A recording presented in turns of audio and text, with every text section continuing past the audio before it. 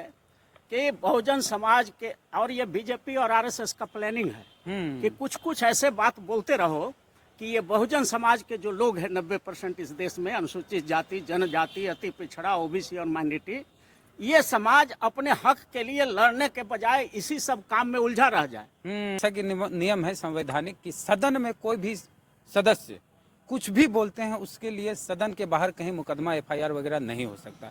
चाहे कोर्ट पर भी टिप्पणी कर दें तब भी न्यायालय की अवमानना का केस दर्ज नहीं होगा।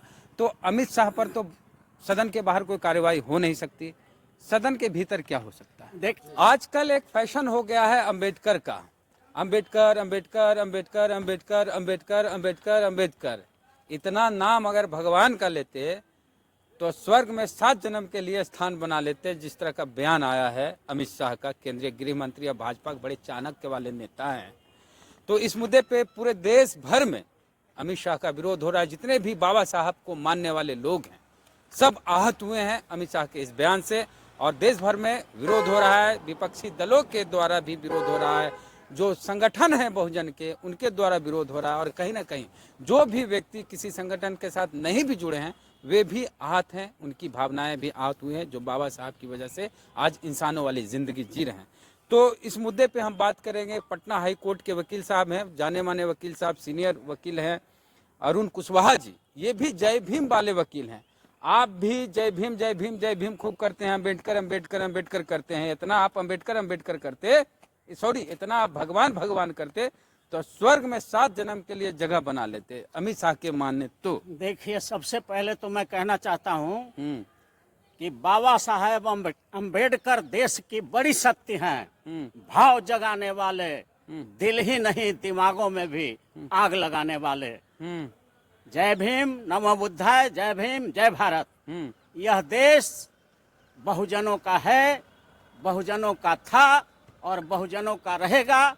और जब तक यह देश 90% है कि बहुजन समाज के और ये बीजेपी और आरएसएस का प्लानिंग है कि कुछ कुछ ऐसे बात बोलते रहो कि ये बहुजन समाज के जो लोग हैं 90% इस देश में, अनुसूचित जाति, जनजाति, अति पिछड़ा, ओबीसी और माइनॉरिटी, ये समाज अपने हक के लिए लड़ने के बजाय इसी सब काम में उलझा रह जाए। तो इसलिए देखिएगा हर 2 महीना, हर 1 महीना, हर 6 महीना पर एक ऐसा काम वो कर देता है कि हमारे देश के जितने भी बुद्धिजीवी हैं, जितने नेता हैं हमारे, वो सब उसी का जवाब देने में लग जाते हैं। और अपनी जो लड़ाई है इनकी, जो सत्ता होता है, सत्ता का मतलब हमारा हमेशा होता है न्यायपालिका, कार्यपालिका, विधायिका, नेशनल मीडिया और प्राइवेट सेक्टर। बाबा साहब के भारत के संविधान का अगर गहन अध्ययन करिएगा तो उसमें सत्ता का 4 पावर हाउस है, न्यायपालिका, कार्यपालिका, विधायिका और नेशनल मीडिया। और इन चारों तंत्रों में हमारे बहुजनों का, एसटी, एसटी, एमबीसी, ओबीसी और माइनॉरिटी का हिस्सेदारी अभी भी 10%, किसी में 2%, किसी में 20% है। तो इसलिए सत्ता के चारों अंगों में 90% हिस्सेदारी का आंदोलन खड़ा न हो जाए इस देश में बहुजनों के तरफ से। इसलिए हमारे बहुजन समाज के बुद्धिजीवियों को, गरीबों को, दलितों को, पिछड़ों को, अकलियतों को वो लोग गुमराह करते रहता है कि इसी का जवाब देने में अपना एनर्जी लगाते रहे। पूछते सर, जैसा कि नियम है संवैधानिक कि सदन में कोई भी सदस्य कुछ भी बोलते हैं उसके लिए सदन के बाहर कहीं मुकदमा एफआईआर वगैरह नहीं हो सकता। चाहे कोर्ट पर भी टिप्पणी कर दें तब भी न्यायालय की अवमानना का केस दर्ज नहीं होगा। तो अमित शाह पर तो सदन के बाहर कोई कार्रवाई हो नहीं सकती, सदन के भीतर क्या हो सकता है? देखिए, सभापति जो वहाँ के अध्यक्ष होते हैं लोकसभा के, दोनों सदन में इनके खिलाफ प्रस्ताव लाया जा सकता है। अनपार्लियामेंट्री शब्द का अगर आप इस्तेमाल करते हैं तो ये भारत देश है और यहाँ बाबा साहब का ही संविधान है।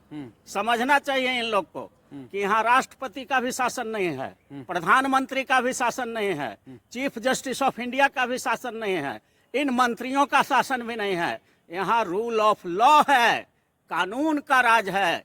और कानून का उल्लंघन जो भी व्यक्ति करेंगे, चाहे वो राष्ट्रपति हो, प्रधानमंत्री हो, चीफ जस्टिस ऑफ इंडिया हो, कोई जज हाई कोर्ट का हो या कोई मिनिस्टर हो केंद्र का या राज्य का, अगर असंवैधानिक काम करेंगे तो उन सब पर मुकदमा हो सकता है। सिर्फ जरूरत पड़ती है सैंक्शन की, तो वो लोकसभा के अध्यक्ष से सैंक्शन, और उस पर सुप्रीम कोर्ट का बहुत सा निर्णय भी आ गया है कि आप केस फाइल कर सकते हैं। सैंक्शन बाद में भी किसी स्टेज में लिया जा सकता है, सदन के भीतर हाँ के लिए? बिल्कुल, सदन के भीतर के कार्रवाई पर भी अगर अनपार्लियामेंट्री शब्द का इस्तेमाल किया जाता है या कोई आईपीसी का ऑफेंस किया जाता है या किसी भी क्राइम को आप अंजाम देते हैं अंदर में, तो एफआईआर होगा और सैंक्शन लेना होता है। लेकिन सैंक्शन अब सुप्रीम कोर्ट कह दिया है कि sanction can be obtained and any stage of the case, बाद में भी लिया जा सकता है, केस तो लॉन्च हो ही सकता है। अच्छा, एक चीज ये बताइए अलग सर। बात है कि अब कोई अब करना यहाँ नहीं तुलना चाहता। हो गई भगवान की और अम्बेडकर की। आप भगवान वाले हैं कि अम्बेडकर वाले हैं? देखिए, हम जगदेव बाबू के घर के गांव के रहने वाले हैं कुर्था। और वहाँ 1973 में इंटरनेशनल सम्मेलन हुआ था, देश भर के गरीब वहाँ आए थे। उस समय हम बच्चा थे, छोटा थे, 7वां 6ठा में पढ़ते थे। और वहाँ जनेऊ, रामायण, महाभारत की होलिका दहन किया गया था। और 5-7 देशों से गरीबों के नेता आए थे, डरबन से, और वो नेल्सन मंडेला कहाँ, साउथ अफ्रीका से, कहाँ कहाँ से लोग आए थे। हम तो उस व्यू के हैं और हम बार बार कहते हैं कि जो ये आरक्षण विरोधी पूंजीवादी मनुवादी जो ताकतें हैं भारत की, वो 6 चीज बनाया है हम लोग को परेशान करने के लिए, ठगने के लिए, चीट करके हम लोगों से पैसा, आर्थिक मानसिक शोषण करने के लिए वो 6 चीज बनाया है, जिसमें पाप, पुण्य, स्वर्ग, नरक, भाग्य और भगवान, ये 6 हथियार हैं उसके, मनुवादियों का, आरक्षण विरोधी ताकतों का, पूंजीवादी ताकतों का, और सीधे तौर पर कहिए तो बीजेपी और आरएसएस वालों का। ये 6 हथियार है, भाग्य, भगवान, पाप, पुण्य, स्वर्ग और नरक।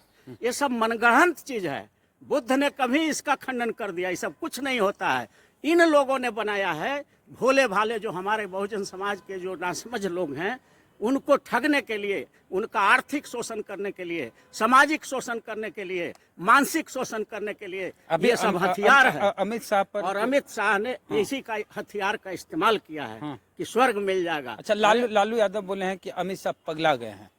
एकदम बिल्कुल, ये जो गृह मंत्री के पद पर है, उसको इतना तो ज्ञान होना ही चाहिए कि हम इतना बड़ा रेस्पेक्टेड पद पर हैं, देश का गृह मंत्री हैं, तो कम से कम हमको जो भी बात बोल रहे हैं अनपार्लियामेंट्री नहीं हो, अपने देश के महापुरुषों का अपमान न हो, ये बात तो उसको समझना चाहिए। इसलिए लालू यादव क्या, देश के एक एक बहुजन को खड़ा हो जाना चाहिए इन लोगों के खिलाफ।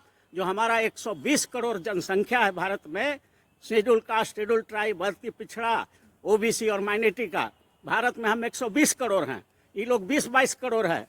तो ये आरक्षण विरोधी पूंजीवादी ताकतों के खिलाफ और इस तरह के जो अफवाह फैलाया जा रहा है, बाबा साहब के खिलाफ जो अनर्गल प्रलाप किया जा रहा है, ऐसे लोगों के खिलाफ 120 करोड़ हमारे देश के अनुसूचित जाति, जनजाति, अति पिछड़ा और अल्पसंख्यक समाज को एकत्रित हो जाना चाहिए, और इस बार होगा।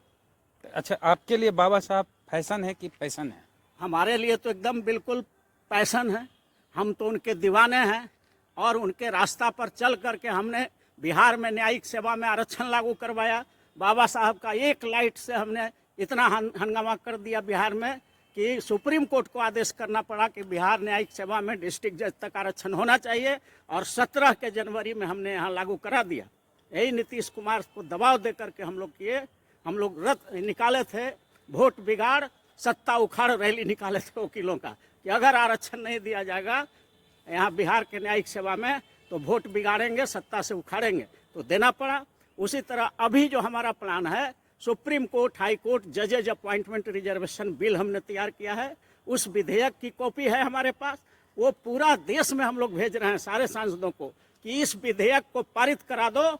सुप्रीम कोर्ट और हाई कोर्ट में भी all India judicial service commission बन जाएगा, वैकेंसी निकलेगी, पीटी होगा, मेन टेस्ट होगा, इंटरव्यू होगा, तब जाकर के जज जो है वहाँ बनेगा, और SC ST OBC माइनॉरिटी के लिए आरक्षण भी होगा उसमें। ये विधेयक है। अगर कोई सांसद चाहते हो कि ये विधेयक का कॉपी उन्हें चाहिए, तो मैं अपना नंबर दे रहा हूँ 9431002499। इस पर आप हमसे संपर्क करिए, हम आपको इस विधेयक का कॉपी भेज देंगे, और आप पार्लियामेंट में इसको उठाइए। और आम बहुजन जनता से भी अपील करते हैं कि आप भी मांगिए कॉपी। हमारा फेसबुक पर भी है, Arun Kumar Kushwaha advocate Patna high court, Facebook भी खोलेंगे तो उस पर विधेयक की कॉपी है, न्यायपालिका आरक्षण आंदोलन के पैड पर है। उस विधेयक को लेकर के पूरे देश में हंगामा खड़ा करिए ताकि सुप्रीम कोर्ट और हाई कोर्ट में भी SC, ST, MBC, OBC और माइनॉरिटी का जज बने।